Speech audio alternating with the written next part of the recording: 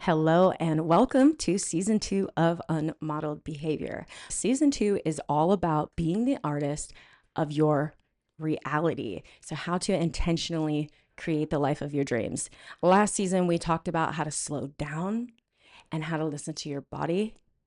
And this season, we're starting out in spring, so we're headed into the blossoming. This season is really going to be about energy, mindset work, body movement, how to intentionally create the life that you want. If you are watching me on video, you will see that I am in a brand new space. I manifested one of the most wild apartment complexes with amenities.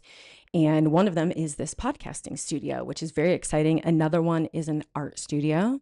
And I've been posting some of that on my Instagram. I wanted to talk about flow state, to cultivate a deeper relationship with intuition and step into this springtime. We're getting ready to come up on the spring equinox. The last season that I was doing this podcast, winter, really understanding shadow work that needed to be done, retreating from the world in stillness. We need those challenging times. We need that stillness in order to integrate the lessons that have come and then create the intentional life that we want.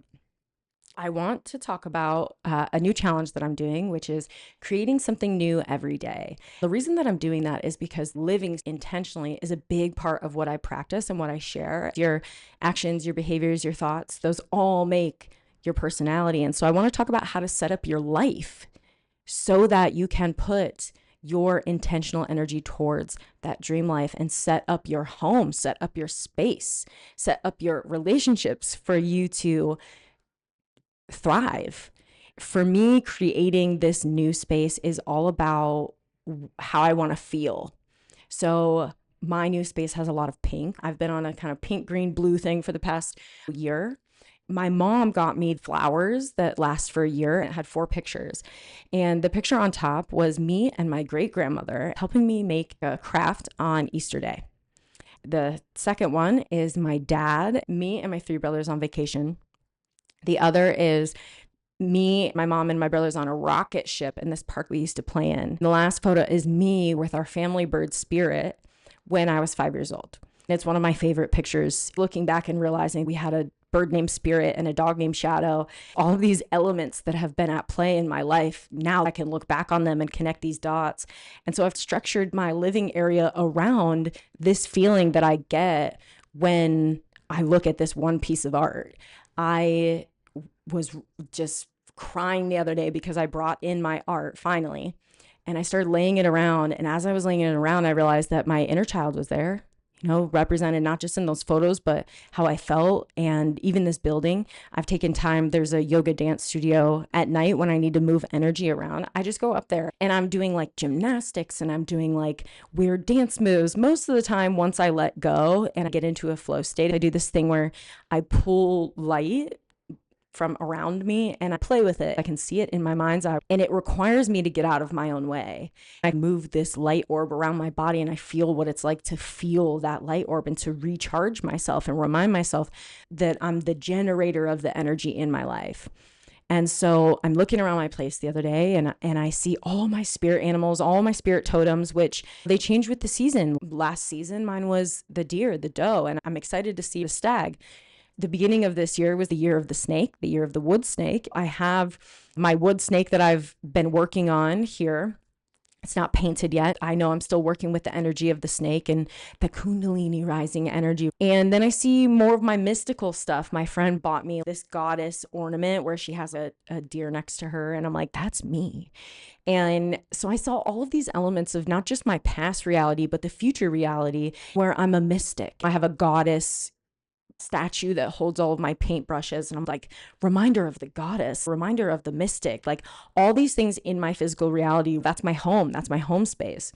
And creating a life where I'm looking around and I'm being reminded of what I want to create in my life, the energy that I want to have in my life and the direction that I'm going in has been a really big part of this big move in my life. I've been doing Dr. Joe Dispenza walks. I suggest doing a hot girl walk with Dr. Joe Dispenza in the morning time, just getting your energy moving.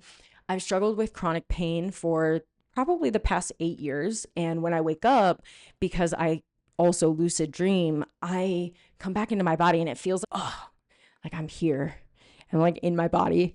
Before I let all of those thoughts start to take over, which are the stresses of the day ahead, I ask myself to just get up and to move and set my intentions on my potential, because checking out is only going to create a life that I am unhappy. And I know, because I've done it plenty of times, just thinking that I deserve to take a break. And it's like, the devil's not taking a break.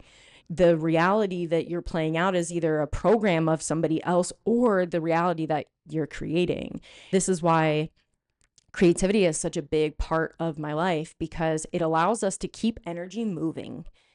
And I used to get stuck in the creative process a lot. And I know a lot of the people that I worked with struggled with this as well. Being a people pleaser, maybe being a perfectionist. If you're listening to this, you're probably somebody that people go to when they want advice, and you're somebody who is very empathetic and you care a lot. And how that can get in the way of the creative process is thinking you're going to mess it up or thinking it needs to look a certain way. The first season of the podcast really opened me up to truly surrendering to the divine plan being bigger and better than I could ever imagine. I could never imagine having an art studio as one of the amenities in an apartment.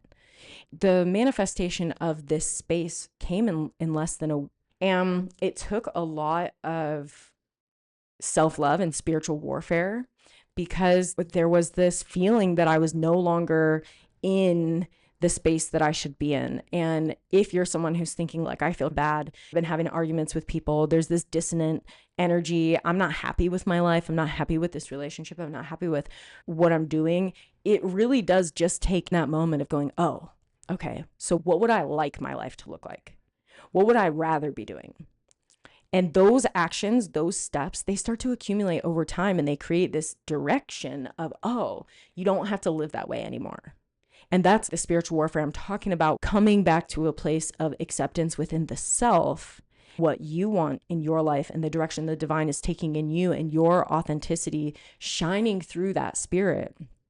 That's what's happening during those times of uncomfortability.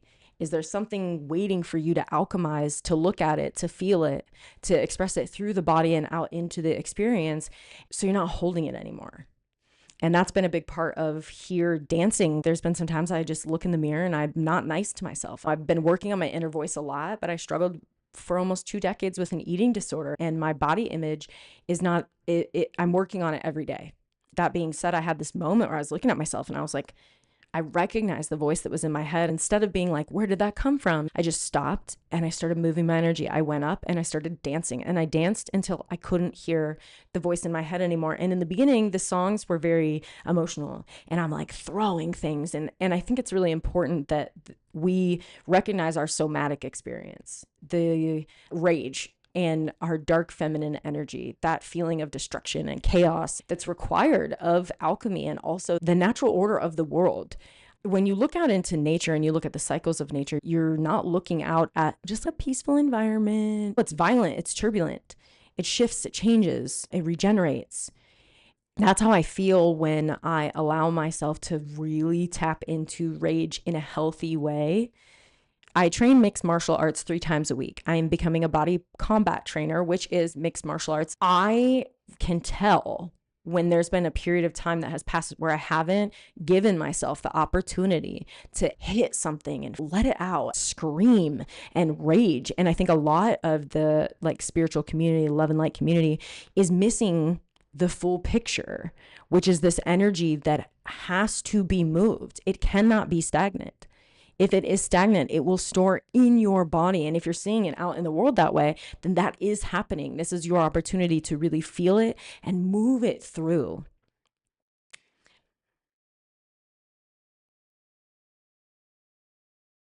Our external world is a reflection of our internal space, how we talk to ourselves, what we do, how we spend our time, our habits. And one of the biggest things for me recently in my journey has been this feeling of surrender. and letting go of resistance. I let go recently of an idea of a relationship, an idea of a person. It wasn't an actual relationship with them. It was the idea of this relationship. I'm like, oh, they would be the perfect partner. I would be complete if I had that. And in letting go of the resistance that I felt, the tension of like, it wasn't what I wanted it to be, but I wanted it to be different. And this was playing out in other areas of my life too. I was finally like, I'm going to let this go because it doesn't feel aligned with me and it doesn't feel right. When you're in a situation that's not harmonious to your energy, you can feel it. Letting go of this is how I've made space for this new manifestation, this new reality, and intentionally directing my energy towards what did I want my relationships to look like? What did I want my business to look like? And letting go of how it was going to happen. The day I moved in here, I knew this would happen. I even said it to everybody that the day I moved in here, I would get my acceptance letter to the PhD program in integrated clinical psychology at the California Institute of Integral Sciences. It was later in the afternoon. I got the acceptance and I had to sign a 15-month lease to live here. This place had 3 months free rent. It's a brand new building. And so they were offering the special. I was like, wow, this seems like a dream to have all of these amenities that match who I am. I really want to step further into that. In order to do that, I had to let go of the idea of my PhD that I had been applying for over a year at this one school. That was really difficult because the surrender process of what's next for me is I don't know, but I'm following the things that bring me joy. I'm following the things that light me up. And in that way, I'm manifesting more of that and opportunities of that. It's funny because I then found out that this specific school has another program in transpersonal psychology that can be done online, which was hilarious to me because I had originally been applying to schools in transpersonal psychology. The first one was the Aleph Trust in London. The reason why is because I had a dream about being in a program in transpersonal psychology. I had no idea what transpersonal even meant. I went to my computer and I looked it up the day after the dream. And I've talked about this before. And when the Aleph Trust website came up, it had a hummingbird on it, which was part of my spirit animals at the time. And the first class or course that I saw was on dream states and altered states of consciousness. I was in this moment where I saw this program and I was like, there's no way. I didn't even know what this meant. And so I applied to that program. I didn't get in. And it's been part of this journey of, like I said, surrender, knowing that there's things that excite me and light me up. And transpersonal psychology is the extension of the ego beyond the self, how we are all integrated and connected, and bringing in the holistic perspective of mind, body, and spirit. I believe this is the next wave of psychology, including clinical psychology and treatment. I've been studying not just through my own life and experiences, that's what got me excited about it, through research, flow state, and the ability to go to an altered state of consciousness, and how to heal complex mental health illnesses, including PTSD. And they're doing a lot of studies about this. And it gives you this neurochemical production that you cannot get. You really could not get it in any type of medicine. So it's really one of the breakthrough moments of our time, seeing that flow state is one of the things that can heal you from very complex mental health issues. And that's because when something happens, something traumatic, you have these neurochemicals that go off in your brain, and it freeze frames this moment where you had all of this chemistry happening. What happens is that when you receive a trigger, you go back to that moment because there was so much that happened at that point in time, and your memories also recall to that place. And so what flow state does is, my first experiences with flow state, I didn't know what I was doing at all. I started with meditation and mindfulness and being in the present moment. Then I started to move my body around and listen to specific music that had cues in it. And then I started the creative process. They talk about flow state in athletes a lot and in artists, but there's been less of a study of the connection of them together. And that's what I'm really excited to see, is this kind of integration of the somatic or like the lived in body experience that has to happen for us to repetitively do something, even as an artist. Through that, we get out of our own way. What I'm fascinated with is flow state's ability to take us into an altered state of consciousness that is very similar to a psychedelic journey, and how we can go on this journey of connecting to our source, connecting to the divine, connecting to all that is, all that connects us.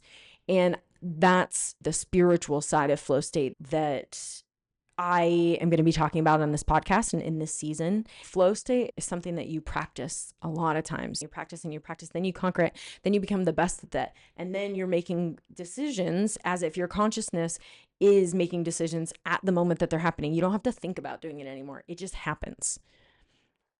And so one of the reasons that I really like to talk about this is that in this state of surrender, in this state of the non-resistance, in this state of awareness, you're much more open to the symbols from the universe and connecting the symbols from the universe and following them. And that has been part of my life as well. It's like, how do I move forward in the direction that I want while also letting go of how do I get there? Getting into this program, I was like, no, I have to make a decision today. When I did and I got into the program, I was like, oh, you know what? I'm going to trust that something even better, even more magical than I could ever imagine is going to work in my favor. And in fact, that's what happened. And finding out they have a transpersonal program that's online, I feel like I'm stepping further and further into and deeper into myself, what I like to study. So that felt like every time that I had released, every time that I had stopped resisting, every time that I trust and I just follow what I'm wanting to manifest through me, what my light is and how to share that with the world, these opportunities keep showing up. The beginning last year, I started going to the gym every Sunday and I found a community at this Y. I really enjoyed it. And I always left feeling so high from my experience. When I was diagnosed with rheumatoid arthritis, I knew that I needed to keep my body moving, but it was going to be physically painful, and it had been physically painful.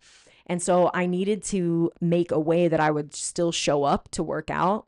And I knew that being a leader in a space would essentially put me in that opportunity. I would have to then show up to lead this group of people. I'd have to train for it.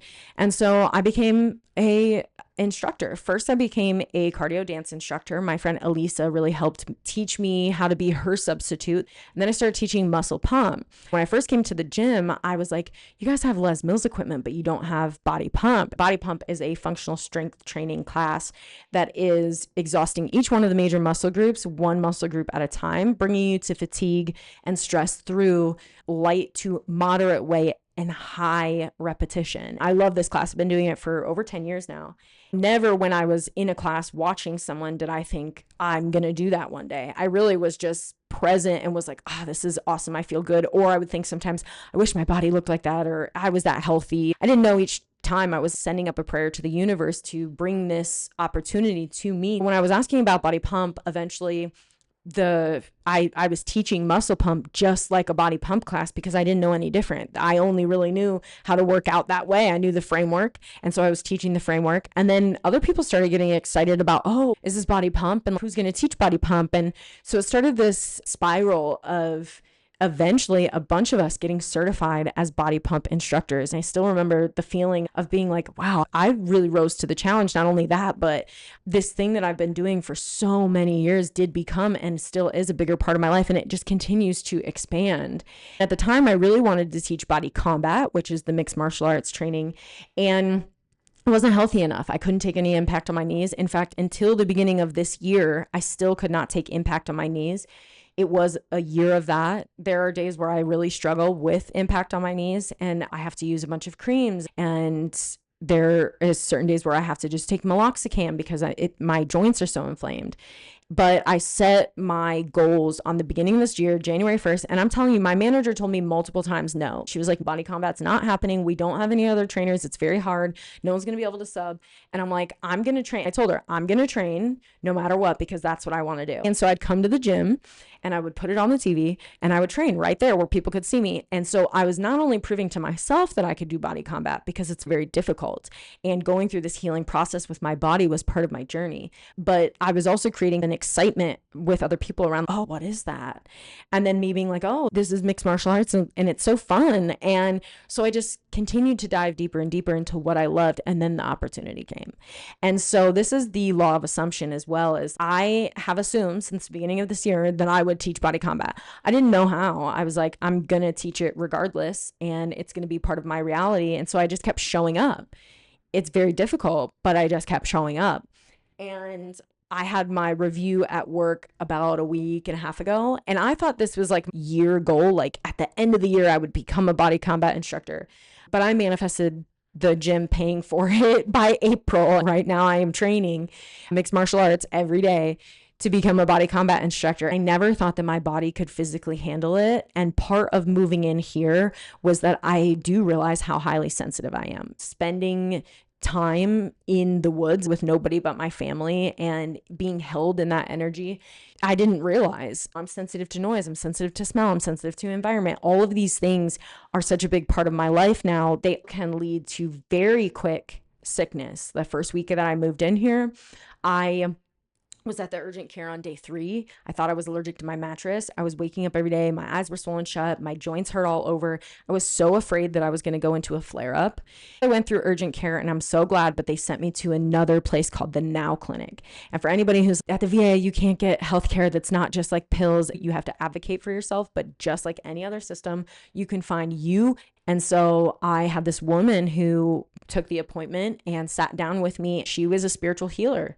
She was telling me that she could look at my chart and see that I had incredible gifts. And what she said to me is, I could give you prednisone and that'll make you feel better. But it's at the sacrifice of you either not being able to have it in the future when you need it, or at the sacrifice of your gifts. We had this really healing 45-minute conversation where she was telling me that in her life, people would always think she was crazy. Maybe if you're listening to this podcast and you're somebody who's really stepping into your intuition and trusting your gifts, you don't have to explain to people, but sometimes you don't even know. And sometimes you might have a message for somebody that doesn't make sense to you at all. And so when I went to see her in her office, she was like, I didn't know how I was going to be at the VA at first because I'm a healer.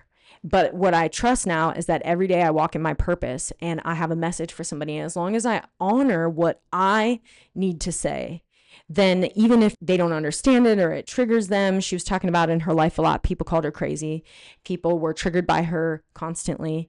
It was very difficult for her to find community of other people that would embrace all the sides of her, especially within the healthcare community of the United States. She's from Africa. And she's telling me all this. And it was funny because one of the first things she said, I could tell she was tiptoeing around speaking her spiritual truth. She was telling me that I was a warrior. I can see that you're a warrior. And now it's time to also step more into that femininity. And I've talked about this season of this podcast. And also it just continues to come up because it's me seeing where the balance is in my life, where to move everything by myself in one day, or where to take a break, slow down, stretch a little bit, listen to my body, ask for help. That's part of that. And so I thought it was really powerful because even in my times where I just wanted a steroid, I realized after she spoke to me that I was worried about a future potential reality of a flare-up, and I was creating that because I was so worried about it. The more I worried about it, my eyes were swollen shut. I had a rash. I did not feel well. And the more that I could step back and go, okay, you are creating the life that you want. What life do you want to create? And then just shift in that moment, even in the moment of worry, be like, okay, that's not going to happen. I've done all of this work on myself in order to better understand. And right now I'm going to make a choice to love myself. And to love myself means to make a new choice. And in that choice, that's the self-care. That's the self-love. That's the me looking at myself in the mirror, realizing I didn't say something nice and just going, oh, I'm going to go and dance for a little bit. Oh, I'm going to create art for a little bit. This is how you create your life. This is how to develop deep intuitive gifts and abilities. It's the confirmation through creating your reality that the messages are for you and to share with other people. The way you create is going to be different than somebody else, but that's your unique perception. And that's what the world needs. And so in this season of the podcast, it's really going to be about how to cultivate a deeper relationship with your intuition, with your creativity, with your body, with your unique path, and what that really means. And I think part of that is following your joy, following the things that light you up, and creating space for manifestation for the things you do want, and spending less time thinking about realities that you don't want. What do you want your life to look like? What do you want your relationships to look like? Who do you want to show up as? And bring into every part of your life, and cultivating a relationship with that higher self version of you on a consistent basis, because that's what it takes. You cannot check out. You cannot decide that you deserve a day off and then completely just go back into past thoughts, past realities, past patterns. Like, what you deserve is the life that you're worthy of, which is the life of your dreams, which does take work and is challenging. Dr. Joe Dispenza talks about this. When you are actually coming back to yourself, to your own light, to your power, it does require a dismantling and a chaos of everything around you, because what you're doing is all of these energetic threads, all of these energetic cords, they're going out and into your reality based on where you're tuned to, your thoughts and your feelings. And that creates this reality of all the things that are around you and your physical space, not just your room, but your building, where you work, how you get there, your car. These are all little pieces of this energy that you have put towards something. And when you start to pull that energy back into yourself, it starts to cut those cords. And when those cords are cut and you're starting to direct your energy, all of this is going to be coming down. And that's true shadow work. And that's true stepping into your power, and that the surrender journey. We are creating our reality at all times. One of those little slips can lead to chronic disease and chronic inflammation. And paying attention to where we are out of alignment, what's being reflected to us in the reality, and using that as a way to come back and calm our nervous system and get back into our flow state. So I hope that you are excited for this season of the podcast, this season of creating something new every day. I hope you do join me on creating something new every day. And if you do, just tag me at Elise at Peace. I love to see everyone's artistic abilities and creativity and connect people, especially the intuitive women who are here expressing, alchemizing, and rising. The feminine is rising right now and coming together. I really love to be inspired by all of you and all of your creations. I look forward to seeing those and seeing you in the next episode.